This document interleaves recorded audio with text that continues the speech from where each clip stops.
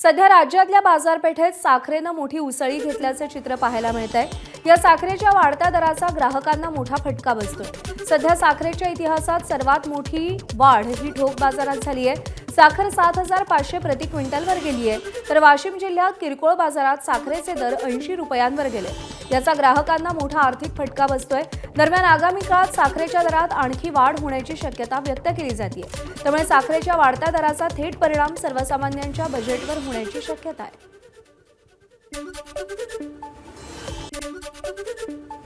पाहून तर असं मन वाटते का काय करावं आता माणसानं, गरीब माणसानं काय करावं। आता मागच्या महिन्यात आलतो तर 42 होती, आता आला तर 72 आहे आणि असं समजा का 30 रुपये लगभग वाढले। आता याच्यानंतर असं असेल तर गरीब माणसानं करावं काय।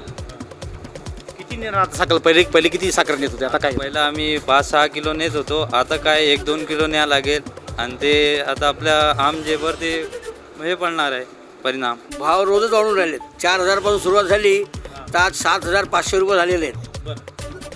कशी दर वाढले काय समज? म्हणजे 4,000 नंतर झाले 4200, 4500, 45 पासून 5,000 झाली, 5,000ची 55 झाली, 55ची 6,000 झाली, 6,000ची 65 झाली, 65ची आज 75 झाली।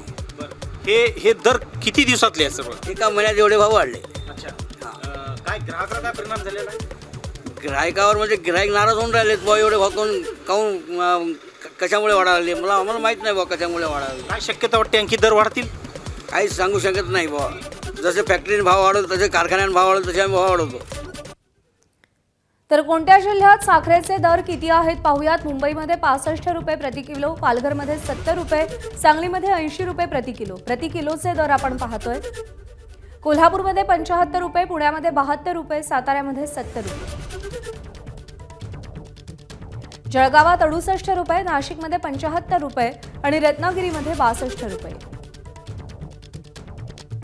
नांदेडमध्ये 65 रुपये, लातूरमध्ये 70 रुपये, हिंगोलीमध्ये 70 रुपये,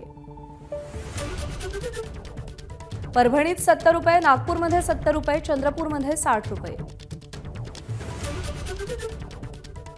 बुलढाण्यात 80 रुपये, गोंदियात 70 रुपये, तर भंडाऱ्यामध्ये 68 रुपये, वर्ध्यामध्ये 64 रुपये, अकोल्यामध्ये 65 रुपये, अमरावतीमध्ये 75 रुपये, यवतमाळमध्ये 78 रुपये, गडचिरोलीमध्ये 60 रुपये, वाशिममध्ये 80 रुपये।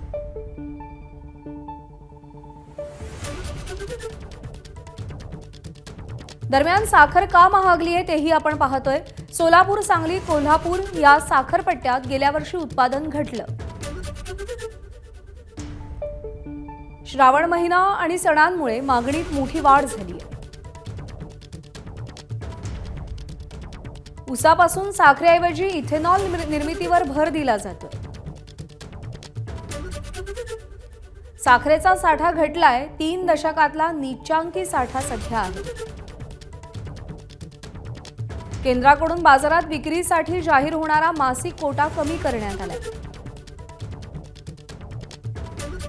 दर जास्त मिळतील म्हणून कारखाने आणि मोठ्या व्यापाऱ्यांकडून साखर विक्रीत घट करण्यात आलेली आहे। एबीपी माझा, उघडा डोळे बघा नीट।